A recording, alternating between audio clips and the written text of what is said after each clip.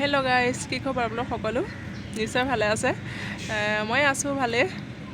আৰু আজি ভাবিছোঁ আপোনালোকৰ লগত অলপ কথা পাতোঁ। বহুত দিন মই তেনেকৈ আপোনালোকৰ লগত কথা পাতিবৰ কাৰণে অহাই নাই। আজি তেনেকুৱা বিশেষ বেলেগ কথা নহয় বা ইণ্টাৰভিউ ৰিলেটেড কথাও নহয়, মোৰ মনতে মানে আহি থকা কিছুমান কথা মই আপোনালোকৰ লগত ক'ব আহিছোঁ।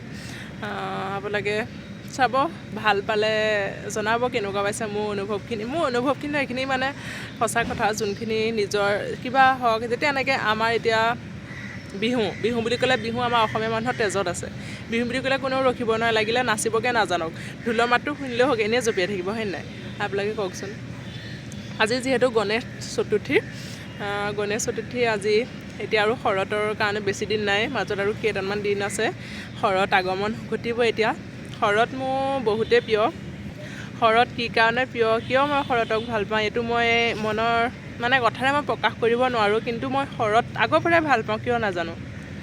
এই শৰতৰ সময়খিনি যেনেকৈ ৰাতিপুৱা সময় আপোনালোকৰ অলপ হিমবোৰ যেনে পৰি বনৰ ওপৰত যে টোপাল হৈ থাকে, এইখিনি মোৰ ভাল লাগে। আৰু এই যে ধান, আমাৰ এতিয়া ধান ৰুলে মানুহে, যেতিয়া আমাৰ শৰতৰ আগমন হোৱা অলপ দিনৰ পিছতে লাহে লাহে ধানৰ ফুলৰি ধৰিব, সেই ফুলৰি ধুনীয়া এটা গোন্ধ আহে, গোন্ধ ভাল লাগে। যিহেতু আমাৰ ঘৰৰ মুখৰ আগতে এখন পথাৰ আছে, পথাৰখনত মানে যেতিয়া ৰাতিপুৱা শুই উঠি যাওঁ আৰু সেই পথাৰখনত ধুনীয়া মানে ফুলবোৰ গোন্ধ আহি থাকে, আৰু সেইবোৰ দেখি মানে পথাৰখন সেউজীয়া হৈ থাকে। এইকেইটা দিনত মানে শৰতৰ সময়খিনি যেতিয়ালৈকে ধানখিনি নপকে তেতিয়ালৈকে পথাৰখন বহুত সেউজীয়া হৈ থাকে, দেখি ভাল লাগে। আৰু ধানৰ ফুলৰি ধৰিবৰ সময়ত যোনটো গুণ আহে, সেই গুণটো বহুত ভাল লাগে। আৰু শেৱালি, বকুল, বিভিন্ন ফুলসমূহ যে ফুলি পেলাই চাৰিওফালৰ পৰা যোনবোৰ সুগন্ধি বিয়পি আহে, সেইবোৰ ভাল লাগে। আৰু সৰুতে মনত থকা কথাটো কি জানেনে? যেতিয়া সৰু আছিলোঁ তেতিয়া মানে আমাৰ ঘৰৰ পদূলিত এজোপা বকুল ফুল আছে।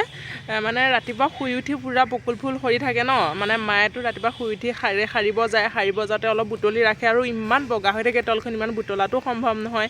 আৰু ৰাতিপুৱা শুই উঠিয়ে মই আৰু মোৰ মানে আমাৰ খুৰা ঘৰ ছোৱালী দুজনী আছিলে, সিহঁত দুজনী আমি ৰাতিপুৱা শুই উঠিয়ে বকুল ফুল বুটলি পেলাই পূৰা মালা গাঁঠি পূৰা ঘৰত, কাঁচা ঘৰ আমাৰ বেৰৰ ঘৰত তেনেকৈ ওলোমাই ৰাখোঁ মানে।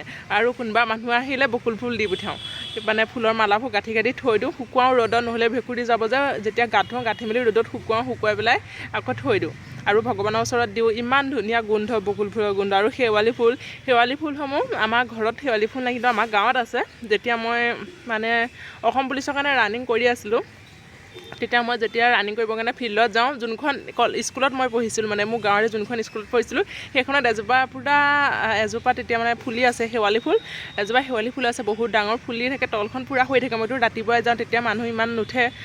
তেতিয়া মই যাওঁতে মানে শেৱালি ফুলখিনি বুটলি লৈ যাওঁ, আৰু আহোঁতে কেতিয়াবা কি কৰোঁ, সেই ফুলখিনি মানে ভাজি পেলাই মায়ে কিবা বনাই দিয়ে, সেইটো খাওঁ। শেৱালি ফুলটো খাই যে অলপ তিতা হয়, কিন্তু খাই ভাল লাগে। শেৱালি ফুলটো মানে কেতিয়াবা খাওঁ, আৰু ইমান ধুনীয়া গোন্ধ আহে এই বকুল ফুলে, শেৱালি ফুলৰ গোন্ধখিনি।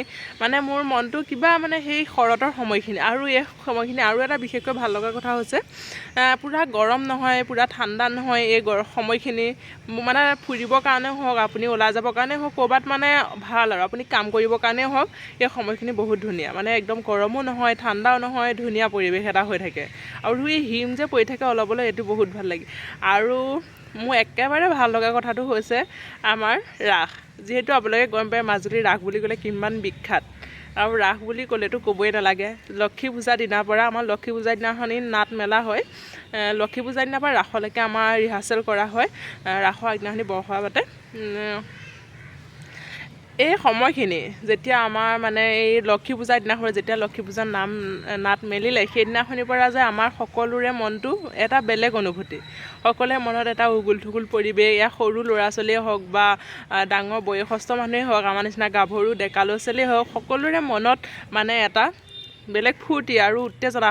যিহেতু ৰাস বুলি ক'লে আমাৰ মাজুলীৰ যোনখিনি আছে, মানে ক'বই নালাগে। আৰু সকলোৱে যিহেতু তেজত এইটো সৰুৰ পৰা সোমাই গৈছে। আমি যেতিয়া জন্ম হোৱাৰ পৰা, যেতিয়াৰ পৰা বুজি পাইছোঁ, তেতিয়াৰ পৰা আমি দেখি আহিছোঁ ৰাস মানে বস্তুটো।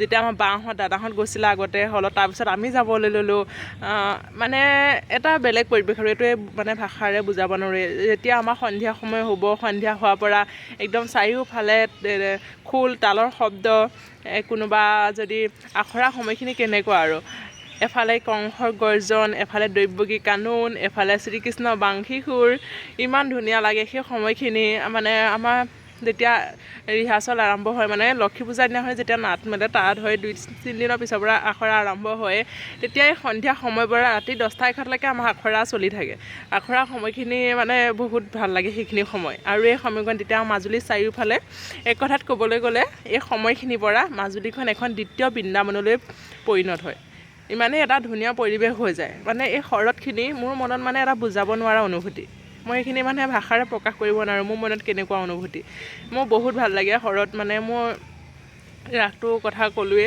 ইমান এটা সুন্দৰ পৰিৱেশ আমাৰ মানে মাজুলী সকলোতো গাঁৱতে ৰাস পাতে গাঁৱে গাঁৱে ৰাস হয় গাঁৱে গাঁৱে ৰাস সকলো গাঁও আৰু সত্ৰখিনিৰ কথা ক'বই নালাগে সত্ৰতো ৰাস পুৰা বিখ্যাত আৰু গাঁৱে গাঁৱে ৰাস হয়ে প্ৰত্যেকখন গাঁৱতে ৰংগমঞ্চ আছে তাৰ ৰাস আৰু আমাৰ তাতে এটা ভাল কথা যে থলুৱা শিল্পী যোনসকল আমি আমাৰ নিচিনা যোনখিনি আছে তেনেকুৱা মানে থলুৱা শিল্পীও কোনো বাহিৰৰ পৰা শিল্পী আমাৰ নানে ৰাসত ভাও লোৱাৰ কাৰণে আমাৰ থলুৱা শিল্পীসকলেই মানে ধুনীয়াকৈ ৰাসখন মানে চলাই নিয়ে ইমান ধুনীয়াকৈ মানে ৰাসখন পাতে আমাৰ যোনসকল থলুৱা শিল্পী আছে উঠি অহা প্ৰজন্ম সেইখিনি বহুত ধুনীয়াকৈ ৰাসখন পাতে বাহিৰৰ শিল্পী কিন্তু ধুনীয়া ৰাস হয় যোনসকলে চাইছে বহুতো ৰাসৰ সময়টো মাজুলী আমাৰ ঘাটটো যোনটো আমাৰ মাজুলী যোৰহাট হৈ গ'লে নিমাতী ঘাট পাৰ হ'ব লাগে এফালে আপোনাৰ ধুনাগুৰি ঘাট লখিমপুৰ হৈ আহিব পাৰি এই ঘাটকেইটা বহুত এটা ধুনীয়া পৰিৱেশ উগুল থুগুল আৰু সেই সময়ত আমাৰ যিহেতু ফেৰীৰ যাত্ৰাৰ কথা গৈ পাই যোৰহাট টু মাজুলী পূৰা ফেৰী সেইখিনি আমাৰ আনলিমিটেড কৰি দিয়ে বাৰু দেই এইটো এটা বহুত সুবিধা কৰি দিয়ে আৰু সেই সময়ত ইমান উগুল থুগুল পৰিৱেশ আমাৰ